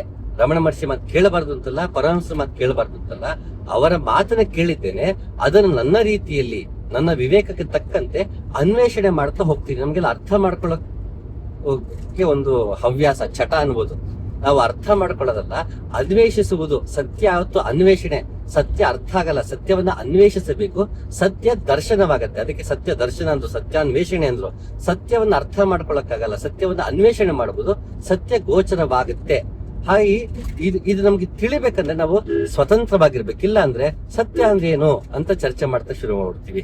ಆದ್ರೆ ಸತ್ಯ ಯಾವತ್ತು ಅದು ಹೇಳಬಾರದ ಬಯಲು, ಆಡಬಾರದ ಬಯಲು, ನೋಡಬಾರದ ಬಯಲು. ಅಲ್ಲಮ್ಮ ಹೇಳ್ದಂಗೆ ಅದನ್ನ ನೋಡೋದಕ್ಕಾಗಲ್ಲ, ಅದನ್ನ ಆಡಬಾರದ ಬಯಲು, ಅದನ್ನ ಬಾಯಲ್ಲಿ ಹೇಳೋದಕ್ಕಾಗಲ್ಲ ಅಂತ. ಅದು ನಾವು ದರ್ಶನವೇ ಆಗ್ಬೇಕು. ಆ ದರ್ಶನ ಆಗ್ಬೇಕು ಅಂದ್ರೆ ನಮ್ಮಲ್ಲಿ ಅನ್ವೇಷಣೆ ಆಗ್ಬೇಕು. ಇದೆಲ್ಲ ಆಗ್ಬೇಕು ಅಂದ್ರೆ ಸ್ವತಂತ್ರನಾಗ್ಬೇಕು. ನಾನು ಯಾವಾಗ ಸ್ವತಂತ್ರನಾಗಿರ್ತೀನಿ ಆಗ ನನ್ನಲ್ಲಿ ಯಾವುದೇ ಹೇರಿಕೆ ಇರಲ್ಲ, ಆಗ ಎಲ್ಲವೂ ಹೇಗಿದೆಯೋ ಹಾಗೆ ನೋಡೋಕೆ ಸಾಧ್ಯ. ಈಗ ಇಲ್ಲಿ ಈ ಕ್ಲಾಸ್ ಇದೆ, ಸೊ ಇದು ತುಂಬಾ ಕಸ ಹತ್ಕೊಂಡಿದ್ರೆ, ತುಂಬಾ ಮಣ್ಣಾಗಿದ್ರೆ, ಗಲೀಜಾಗಿದ್ರೆ ನನಗೆ ಇದನ್ನ ಆಚೆ ಕಾಣಲ್ಲ. ನಂಗೆ ಇಲ್ಲಿ ಕಾಣ್ತಾ ಇಲ್ಲ ಅಂತಂದ್ರೆ ನಾನು ಏನ್ ಮಾಡ್ಬೇಕು, ರಸ್ತೆ ಹಾಗೆ ಕಾಣ್ಬೇಕು ಅಂದ್ರೆ ನಾನು ಇದನ್ನ ಮೊದಲು ಈ ಗ್ಲಾಸ್ ನ ಕ್ಲೀನ್ ಮಾಡ್ಬೇಕು. ಹಾಗೆ ಪ್ರಪಂಚಕ್ಕೂ ನನಗೂ ಮಧ್ಯ ಒಂದು ಗ್ಲಾಸ್ ಇದೆ, ಇದ್ರ ಮೇಲೆ ಹಲವು ರೀತಿಯ ವೈಚಾರಿಕತೆ, ಅನುಭವಗಳು, ಮತ್ತೆ ನಮ್ಮ ಪೂರ್ವಗ್ರಹ ಪೀಡಿತ ದೃಷ್ಟಿಕೋನಗಳು, ಈ ಹಲವಾರು ಇದ್ರ ಮೇಲೆ ಡಸ್ಟ್ ಹತ್ಕೊಂಡಿದೆ. ಈ ಡಸ್ಟ್ ನ ಕ್ಲೀನ್ ಮಾಡಿದಾಗ ರಸ್ತೆ ಹೇಗಿದೆ ಹಾಗೆ ಕಾಣುತ್ತೆ. ಅದು ಇದು ಕ್ಲೀನ್ ಮಾಡೋಕ್ಕೂ ಮುಂಚೆ ರಸ್ತೆ ಹಾಗೆ ಇತ್ತು, ಕ್ಲೀನ್ ಮಾಡಿದಾಗ ಕೂಡ ರಸ್ತೆ ಹಾಗೆ ಇದೆ. ರಸ್ತೆಗೆ ಏನೋ ವ್ಯತ್ಯಾಸ ಇಲ್ಲ, ವ್ಯತ್ಯಾಸ ಆಗ್ತಿರೋದು ನನಗೆ ಹೇಗಿದೆಯೋ ಹಾಗೆ ಕಾಣೋದಕ್ಕೆ ವ್ಯತ್ಯಾಸ ನನಗಾಗ್ತಿದೆ ಹೊರತು ರಸ್ತೆಗೇನು ಇಲ್ಲ. ಹಾಗೆ ಸತ್ಯವು ಹೇಗಿದೆಯೋ ಹಾಗೆ ಇದೆ. ಅದನ್ನ ನೋಡೋದಕ್ಕೆ ನಾವು ಗ್ಲಾಸಿನ ಮೇಲೆ ಏನೇನೋ ಹೇರ್ಕೊಂಡಿದೀವಿ ಅಷ್ಟೇ. ಒಂದು ನೀವು ಗ್ಲಾಸ್ ಕ್ಲೀನ್ ಮಾಡ್ಕೊಂಡು ನೋಡ್ಬೋದು, ಇಲ್ಲ ಕಾರಿನ ಆಚೆನೆ ಇಳಿದು ಹೋಗ್ಬಿಡ್ಬೋದು, ಅದು ನಮಗೆ ಬಿಟ್ಟಿತ್ತು. ಹಾಗಿದು ಸ್ವಾತಂತ್ರ್ಯ. ಇದನ್ನ ಭಗವದ್ಗೀತೆಯಲ್ಲಿ ತುಂಬಾ ಚೆನ್ನಾಗಿ ಅದನ್ನ ನೋಡ್ಬೋದು. ಕೃಷ್ಣನಿಗೆ ಅರ್ಜುನ ಮೊದಲ ಅಧ್ಯಾಯದಲ್ಲಿ ಅವನು ಕಾರ್ಪಣ್ಯ ದೋಷದಿಂದ ನನಗೆ ಗೊಂದಲ ಆಗಿದೆಯಪ್ಪ, ನನಗೆ ಅರ್ಥ ಆಗ್ತಿಲ್ಲ, ಯೋಗೇಶ್ವರ ನೀನೇ ನನಗೆ ನನ್ನ ಗೊಂದಲ ನಿವಾರಣೆ ಮಾಡಬೇಕು ಅಂತ ಕೇಳ್ತಾನೆ ಅರ್ಜುನ ವಿಷಾದ ಯೋಗದಲ್ಲಿ. ಆಗ ಕೃಷ್ಣ ಮಾತಾಡೋದಕ್ಕೆ ಶುರು ಮಾಡ್ತಾನೆ. ಮೊದಲ 3-4 ಅಧ್ಯಾಯಗಳನ್ನ ನೋಡಿದ್ರೆ ಸಾಮಾಜಿಕವಾಗಿ ಅಥವಾ ಧಾರ್ಮಿಕವಾಗಿ ಶಾಸ್ತ್ರದ ಆಧಾರದ ಮೇಲೆ ಹಲವು ರೀತಿಯಲ್ಲಿ ನೀನು ಯುದ್ಧ ಮಾಡೋ ತಪ್ಪಲ್ಲ, ನೀನು ಯುದ್ಧ ಮಾಡ್ಲೇಬೇಕು, ನೀನು ಯುದ್ಧ ಮಾಡು ಅಂತ ಕೃಷ್ಣ ಹೇಳ್ತಾ ಹೋಗ್ತಾನೆ. ಕರ್ಮ ಸಿದ್ಧಾಂತದ ಆಧಾರದ ಮೇಲೆ ಹೇಳ್ತಾನೆ, ನಿನ್ನ ಕೆಲಸ ನೀ ಮಾಡ್ಬೇಕು, ಯೋಗಕ್ಷೇಮ ನನಗೆ ಬಿಟ್ಬಿಡು, ಫಲಾಪೇಕ್ಷೆ ನನಗೆ ಬಿಟ್ಬಿಡು, ಹಾಗೆ ನೀನು ಯುದ್ಧ ಮಾಡೋದು ಉಚಿತ ಅಂತ ಅವನು ಹೇಳ್ತಾ ಬರ್ತಾನೆ. ಆದ್ರೆ ಮುಂದೆ ಹೋಗ್ತಾ ಹೋಗ್ತಾ ವಿಶ್ವರೂಪ ದರ್ಶನವಾದ ನಂತರ ಕೂಡ ಮತ್ತೆ 6ನೇ 7ನೇ ಅಧ್ಯಾಯ ಅಂತ ತಪ್ಪಾಡ, ಅಲ್ಲಿಂದ ಮುಂದಕ್ಕೆ ಹೋಗ್ತಾ ಹೋಗ್ತಾ ಅವನು ಹೀಗಾಗಿ ಈ ಯುದ್ಧ ಮಾಡುವುದು ಉಚಿತ ಅಂತ ಕೃಷ್ಣ ಹೇಳದೇ ಇಲ್ಲ. ಮುಂದೆ ಬೇರೆ ಬೇರೆ ವಿಷಯಗಳು ಬರ್ತಾ ಹೋಗುತ್ತೆ. ಭಕ್ತಿ ಯೋಗ, ಜ್ಞಾನ ಯೋಗ, ಆಮೇಲೆ ಜೀವನ ಯಜ್ಞ ಹೇಗಿರ್ಬೇಕು, ಭಗವಂತನ ಯಾರು ಅಚ್ಚುಮೆಚ್ಚು, ಹೀಗೆ ಹಲವಾರು ವಿಷಯಗಳು ಹೇಳ್ತಾ ಕೊನೆಗೊಂದು ಸಾತ್ವಿಕ ರಾಜಸ ತಾಮಸಗಳನ್ನ ಹೇಳ್ತಾ ಹೋಗ್ತಾನೆ. ಕೊನೆಗೆ ಅರ್ಜುನ 18ನೇ ಅಧ್ಯಾಯದಲ್ಲಿ ಅರ್ಜುನನ ಕೊನೆಯ ಮಾತೇನಂದ್ರೆ, ಕೃಷ್ಣ ನನಗೆ ಗೊಂದಲ ನಿವಾರಣೆ ಆಯ್ತು ಅಂತ, ನನಗೆ ಅರ್ಥ ಆಯ್ತು ಅಂತ ಹೇಳಲ್ಲ, ನನಗೆ ಗೊಂದಲ ನಿವಾರಣೆ ಆಯ್ತು, ನೀನು ಹೇಳಿದಾಗೆ ನಾನು ಮಾಡ್ತೀನಿ ಅಂತ ಕೃಷ್ಣ. ಮತ್ತೆ ಹಾಗಾದ್ರೆ ಸರಿ ನೀನು ಯುದ್ಧ ಮಾಡು ಅಂತ ಹೇಳಲ್ಲ ಕೃಷ್ಣ. ನಾನು ಹೇಳೋದು ಹೇಳಿದೀನಿ, ನಿನಗೆ ತೋಚಿದಂತೆ ಮಾಡು, ಯಥಾ ಇಚ್ಛಿಸಿ ತಥಾ ಕುರು ಅಂತಾನೆ. ನಾನು ಹೇಳೋದು ಹೇಳಿದೀನಿ, ನಿನಗೆ ಅನ್ನಿಸಿದಾಗೆ ಮಾಡು ಅಂತ. ಅವನಂತಾನೆ ಅರ್ಜುನ ನನ್ ಗೊಂದಲ ನಿವಾರಣೆ ಆಯ್ತು, ನೀ ಹೇಳ್ದಂಗ್ ಮಾಡ್ತೀನಿ ಅಂತಾನೆ. ನೀ ಹೇಳ್ದಂಗ್ ಮಾಡ್ತೀನಿ ತಕ್ಷಣ ಕೃಷ್ಣ ಯುದ್ಧ ಮಾಡು ಅಂತ ಹೇಳೋದೇ ಇಲ್ಲ. ಯಾಕೆಂದ್ರೆ ಕೃಷ್ಣ ಸ್ವಾತಂತ್ರ್ಯವನ್ನ ಗೌರವಿಸ್ತಾನೆ. ಅವನ ಕೆಲಸ, ನಾನು ನಿನಗೆ ವಿವೇಕವನ್ನ ಕೊಟ್ಟಿದ್ದೇನೆ, ಏನೇನೋ ಅನ್ಕೊಂಡ್ಬಿಟ್ಟಿದ್ಯಪ್ಪ, ಅದ್ಯಾವುದು ಅಲ್ಲ. ಕರ್ಮ ಸಿದ್ಧಾಂತ, ಜ್ಞಾನ, ಇದ್ರ ಬಗ್ಗೆ ನೀನೇನೋ ಅನ್ಕೊಂಡ್ಬಿಟ್ಟಿದ್ಯಲ್ಲ, ಅದ್ಯಾವುದು ಅಲ್ಲ, ನಿಜವಾದ ಅರ್ಥ ಬೇರೆ ಇದೆ ಅಂತ ಅವನ ಗೊಂದಲವನ್ನ ಪೂರ್ತಿ ನಿವಾರಣೆ ಮಾಡಿದ್ಮೇಲೆ ನಿನ್ ಗೊಂದಲ ನಿವಾರಣೆ ಆಗ್ಬೇಕಿತ್ತಲ್ಲ, ಗೊಂದಲ ನಿವಾರಣೆ ಆಯ್ತು. ಈಗ ಏನ್ ಮಾಡ್ಬೇಕು ನೀನೇ ಯೋಚನೆ ಮಾಡೋ, ನಿನ್ನ ವಿವೇಕಕ್ಕೆ ಬಿಟ್ಟಿತ್ತು, ಅದು ನಿನ್ನ ಸ್ವಾತಂತ್ರ್ಯಕ್ಕೆ ಬಿಟ್ಟಿದ್ದು ಅಂತ ಕೃಷ್ಣ ಯಥಾ ಇಚ್ಛಿಸಿ ತಥಾ ಕುರು ಅಂತಾನೆ. 18ನೇ ಅಧ್ಯಾಯದಲ್ಲಿ ಕೃಷ್ಣ ಎಲ್ಲೋ ನೀ ಯುದ್ಧ ಮಾಡು, ಬಿಲ್ಲು ಬಾಣ ಎತ್ಕೊಂತ ಹೇಳದೇ ಇಲ್ಲ. ಯಾಕೆ? ಕೃಷ್ಣನ ಕೆಲಸ ಅಲ್ಲಿ ಅರ್ಜುನನ ಗೊಂದಲ ನಿವಾರಣೆ ಮಾಡಿ ಅವನ ಸ್ವಾತಂತ್ರ್ಯವನ್ನು ಗೌರವಿಸುವುದು. ಸ್ವತಂತ್ರವಾಗಿ ಯೋಚನೆ ಮಾಡು, ಸ್ವತಂತ್ರವಾಗಿ ನೀನು ನಿನ್ನ ಕರ್ಮಗಳನ್ನ ಮಾಡು, ಸ್ವತಂತ್ರವಾಗಿ ನೀನು ಫಲಗಳನ್ನ ಭಗವಂತನಿಗೆ ಬಿಟ್ಟು ಸ್ವತಂತ್ರವಾಗಿ ನೀ ಬದುಕು ಅಂತ ಕೃಷ್ಣ ಸ್ವಾತಂತ್ರ್ಯವನ್ನ ಕೊಡ್ತಾನೆ. ಅಂತಹ ಯಥಾ ಇಚ್ಛಿಸಿ ತಥಾ ಕುರು ಪ್ರತಿಯೊಬ್ಬ ಗುರುವು ಮಾಡಬೇಕಾದ್ದು ಮತ್ತೆ ಮಾಡಿದ್ದಾರೆ. ಅದು ನಾವು ಅದನ್ನ ತಿಳ್ಕೋಬೇಕು ಅಂದ್ರೆ ನಾನು ಗೊಂದಲ ನಿವಾರಣೆ ಆಗ್ಬೇಕು, ನಾನು ಸ್ವಾತಂತ್ರ್ಯದ ಕಡೆಗೆ ಗಮನ ಕೊಡಬೇಕು. ಅಂತಹ ಸ್ವಾತಂತ್ರ್ಯ ದಿನಾಚರಣೆ ಎಲ್ಲರ ಪಾಲ್ಗೊ ಬರ್ಲಿ ಅಂತ ಹೇಳ್ತಾ ಮತ್ತೊಮ್ಮೆ ಸಿಗ್ತೀನಿ. ನಮಸ್ಕಾರ.